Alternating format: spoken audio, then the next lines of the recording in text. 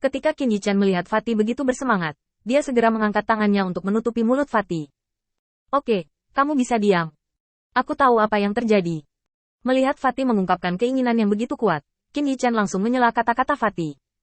Jika dia mengatakannya, dia tidak tahu berapa banyak musim semi dan musim gugur yang diperlukan untuk menyelesaikannya. Sekarang jelas bukan waktunya untuk terus mengobrol dengan Fatih. Dengan cara ini, saya sudah tahu sedikit tentang apa yang terjadi barusan, dan Lin Bai sudah memberitahu saya tentang hal itu.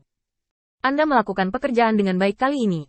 Itu melebihi harapan saya dan layak mendapat pujian. Qin Yichan mengulurkan tangan dan menepuk bahu Fatih sebelum berkata. Dengan cara ini, setelah pertempuran selesai, kamu dapat kembali ke kuil penguasa cahaya dan memiliki komunikasi yang baik dengan orang lain. Kamu tidak perlu bertarung seperti ini. Setelah berbicara, Qin Yichan menepuk bahu Fatih lagi dengan ekspresi simpati. Dari penampilan Fatih, Qin Yichan tahu di mana masalahnya. Dia memiliki terlalu sedikit komunikasi dengan orang-orang, dan menghabiskan terlalu banyak waktu dengan monster seperti monster. Dia terbiasa dengan cara bertahan hidup monster. Fatih dekat dengan orang-orang angkat. Itu sangat mirip dengan perilaku binatang muda yang dia laporkan. Monster yang dibawa oleh Fatih hari ini semuanya sangat kuat. Beberapa monster level 8 setidaknya bisa berperan di medan perang level Ksatria. Dalam konfrontasi level dewa, mereka cukup bertindak sebagai umpan meriam. Ini adalah pencapaian Fatih. Qin Yichan tidak berniat menyangkal. Tetapi inti masalahnya adalah Fatih tidak bisa terus seperti ini. Setelah mengatur urusan Fatih selanjutnya, Qin Yichan berkata kepada Lin Bai, yang terlambat. Di mana Li Yun? Panggil dia, kita bertiga akan pergi ke Dianjian Tai untuk melihat-lihat. Fatih, ingat untuk berteleportasi kembali ke kuil penguasa cahaya, dan serahkan pada monster untuk menghadapinya. Setelah Qin Yichan menghitung jumlah orang dan pergi, pria gemuk itu mengangkat kepalanya dan sebuah tentakel terentang dari punggungnya. Suara mendengus dari tenggorokannya menyebar, dan binatang buas yang bertarung tiba-tiba tampak gila, dan meluncurkan serangan sengit ke lawan di depannya. Ada sedikit rasa dingin yang haus darah di mata pria gemuk itu. Jika kamu membaca rahasia kuil cahaya, kamu harus mati. Qin Yichan melihat semua yang terjadi di pihak Fatih, dan menggelengkan kepalanya tanpa daya. Masih terus seperti itu, dan aku tidak tahu apakah ini hal yang baik atau buruk untuk Fatih. Lin Bai memandang Qin Yichan dengan khawatir. Saudara Qin, jangan terlalu banyak berpikir, ini adalah pilihannya. Qin Yichan tersenyum santai. Aku tahu, hanya sesekali aku masih memikirkan sesuatu. Sejak kuil penguasa cahaya ditempatkan di wilayah bintang Changlan, Qin Yichan menemukan hubungan yang tidak biasa antara Fatih dan monster-monster ini, dan dia mengobrol singkat dengan Fatih. Meskipun, pada saat itu, Qin Yichan telah mengharapkan bahwa Fatih akan berubah menjadi penampilan di hadapannya, dan mencapai simbiosis dengan Warcraft, sehingga mengendalikan Warcraft. Qin Yichan selalu memiliki spekulasi di dalam hatinya sekarang, apa yang akan terjadi jika dia tidak memberitahu Fatih metode ini sejak awal. Sekarang Fatih memang telah berdiri dan membantunya memecahkan masalah yang dihadapi. Dengan alasan tidak mengganggu Mahkamah Agung, urus hal-hal sepele di sini. Tidak peduli apa sikap Mahkamah Agung terhadap Warcraft. Bagaimanapun, hal ini tidak ada hubungannya dengan kuil penguasa cahaya untuk saat ini. Bahkan jika ada kecurigaan, tidak mungkin untuk memasuki wilayah bintang Changlan untuk mencari, setidaknya dapat disembunyikan untuk sementara waktu. Dalam jangka pendek, tembakan pria gemuk itu memang kabar baik.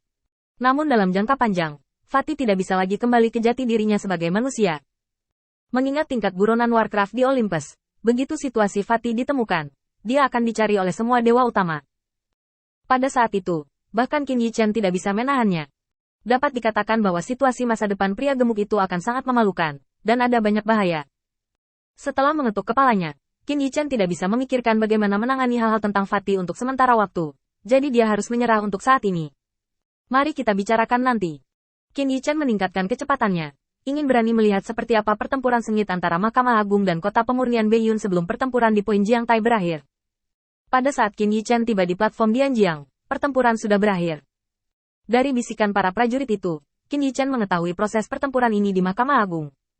Setelah bala bantuan Renes tiba, Goliath langsung memilih mundur. Shen Lianchan menyelesaikan orang-orang di Mahkamah Agung, dan kemudian datang ke Qin Yichan dengan sedikit kebahagiaan di wajahnya. Terima kasih banyak kali ini. Qin Yichan mengangguk dengan penyesalan di matanya. Begitu Shen Lianchan melihat ekspresi Qin Yichan, dia tahu apa yang dia pikirkan. Tetapi dia datang jauh-jauh dan bahkan tidak melihat adegan pertempuran, jadi dia sedikit kecewa. Tetapi bahkan jika Shen Lianchan diberi 10.000 pilihan lagi, bahkan jika sikap Qin Yichan 10.000 kali lebih buruk, dia masih akan membuat pilihan yang sama. Pergi berperang? Mustahil. Awalnya, ini adalah pertempuran untuk membersihkan interior dan mempersiapkan kartu trufnya. dan itu hampir berkembang menjadi pertempuran yang menentukan antara kedua belah pihak, yang sudah keterlaluan.